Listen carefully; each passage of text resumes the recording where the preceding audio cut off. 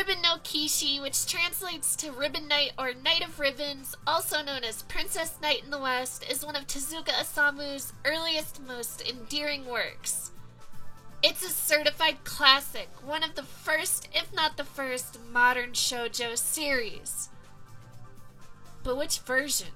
You see, Ribbon no Kishi has multiple iterations. It's not necessarily a complex history by any means, so allow me to explain with brevity. From January 1953 to January 1956, Ribbon no Kishi was serialized in the Kodansha Shoujo Club, Tezuka's first in the magazine, although he had published in the brother publication Shonen Club a year prior. This isn't what we're going to focus on, however. No, we're going to be looking at the Nakayoshi remake that Tezuka drew from 1963 to 1966. This is the most well-known version of the story and served as the basis for the 1967 anime adaptation, which is also very different in its own charming way. But is the material it's based on as charming? Is it actually misogynistic or merely a product of its time? Is that a false dichotomy? Slow down there, dear viewer. Slow down. First, let's talk about the plot.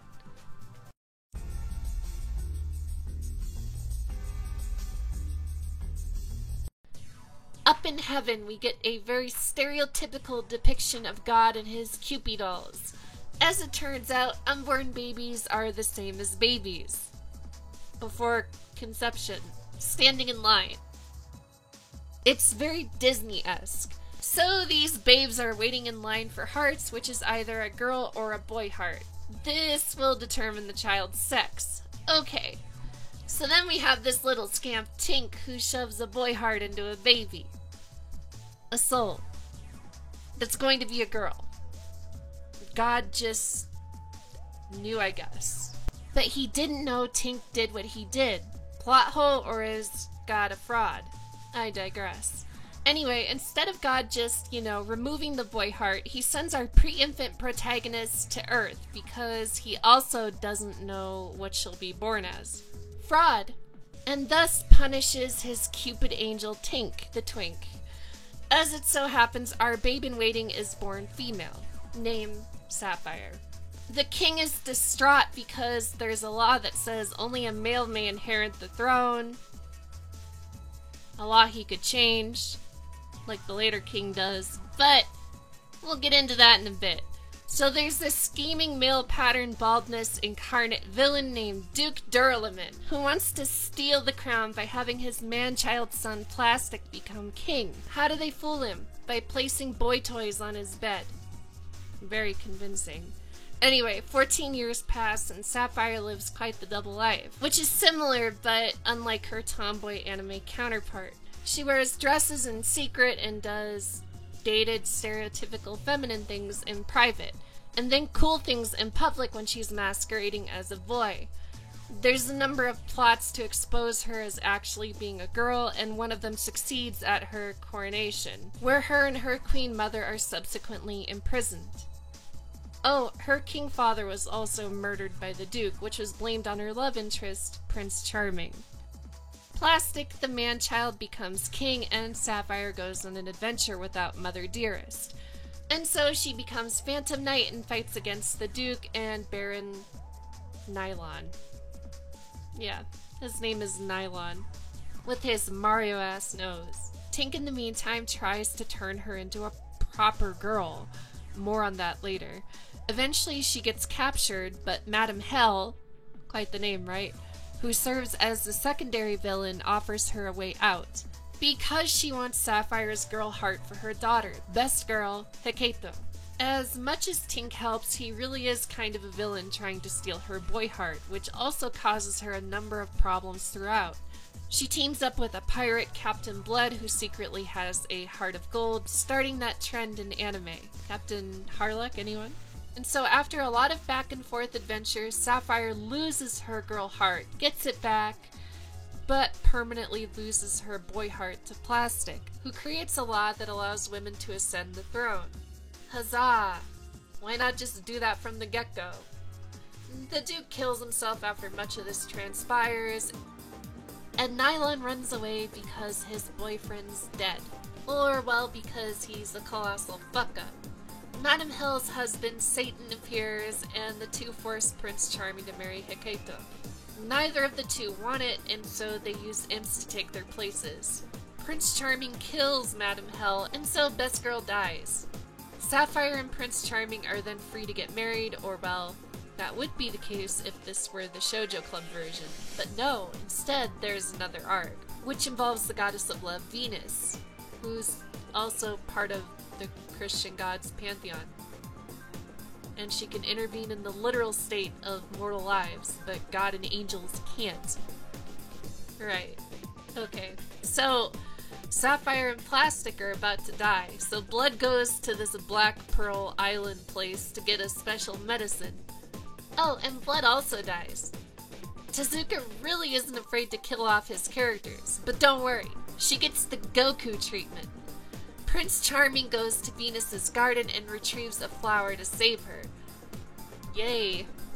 But alas, she doesn't remember a thing, and Venus falls for Charming, who wants to capitalize on the situation to drive them apart and steal him for herself. Then there's the swordswoman Freebie, or Furibe. I guess it's the difference in saying Heketo and Heket. But I digress. Who tries to marry Sapphire, but then she finds out she's a girl. And that would just be ridiculous, right? Girls marrying girls? Ooh. Can't be having that. And although his boyfriend is no more, Nylon is also a villain this arc, as he bribes a king where Sapphire is participating in a tournament for a job. He abuses his powers, but the king isn't actually an idiot and helps her. Freebie too, who is almost Best Girl, but Heket's demonic flats are a tall order for a human swordswoman. Venus fails in the end, and Sapphire and Prince Charming end up together. The end. Oh, and Venus gets turned into a pig. The rest of the sequence of events is weird and somewhat pointless. Okay, that was a lot to condense. 700 pages into a couple paragraphs. But now we can get to the real meat of it. The analysis.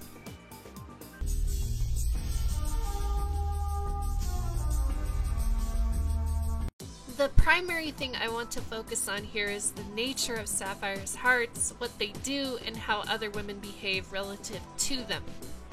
Sapphire was raised as a boy and yet preferred to be gentle and wear dresses, unlike the anime.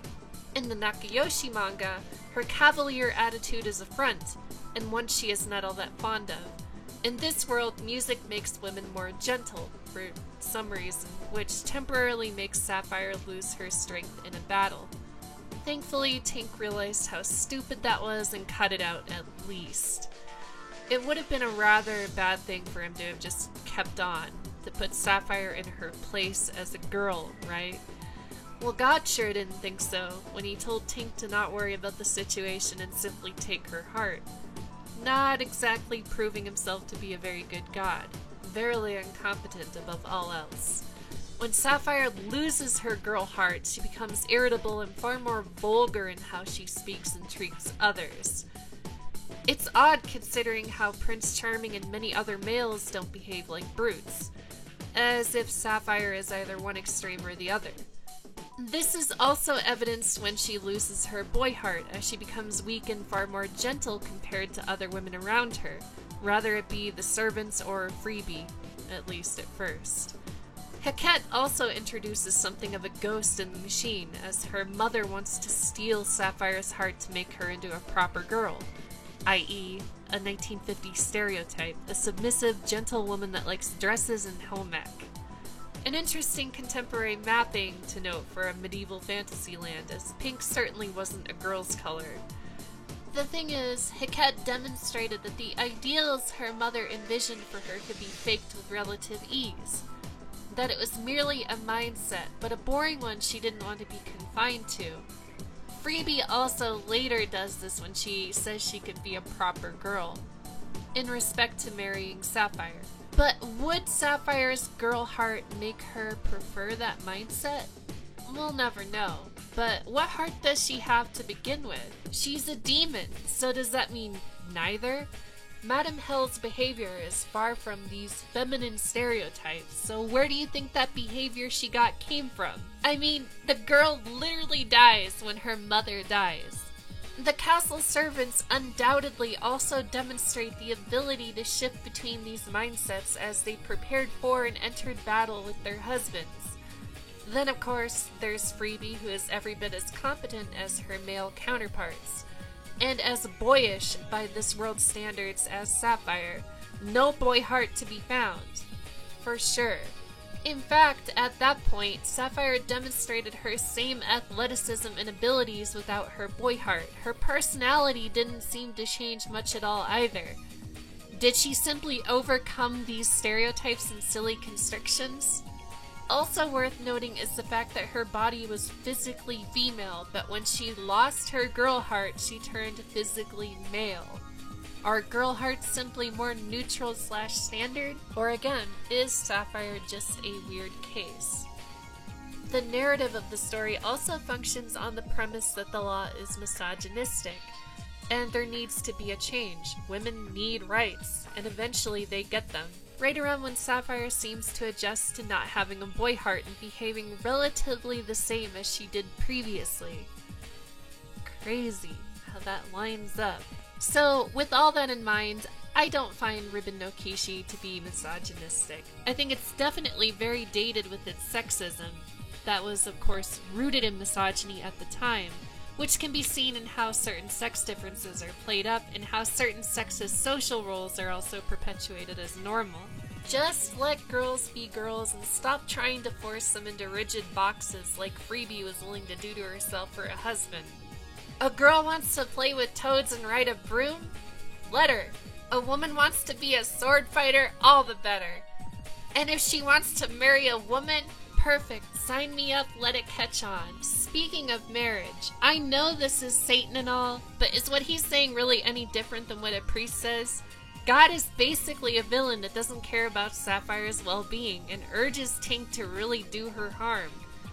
When the bearded man could have saved her multiple times himself. I guess that's just what happens when you have the lack of a heart, rather than a heart of gold like Captain Blood. Tink is a villain operating in his stead for a while, but he overcomes Fraud's malevolence, for the most part. Sapphire really does have the worst time. Tink from the fraud department located in Mumbai wants the boy heart. Hackette's mom wants the girl heart. The Duke wants her crown, and Venus wants her boyfriend. Can a girl catch a break? Well, unlike Frisbee, at the very end she's able to live happily ever after. And then there's a sequel about their kids. Twin Knights. Personally, I would have preferred her to get together with Hackette, but we can't all get what we want, unfortunately. Still, I think this world is absolutely charming, and it certainly has earned its place as a classic. I highly recommend Ribbon no Kishi to anyone interested in strong female protagonists. Especially the anime. As well as just having a good story overall. And pretty good art for the time as well.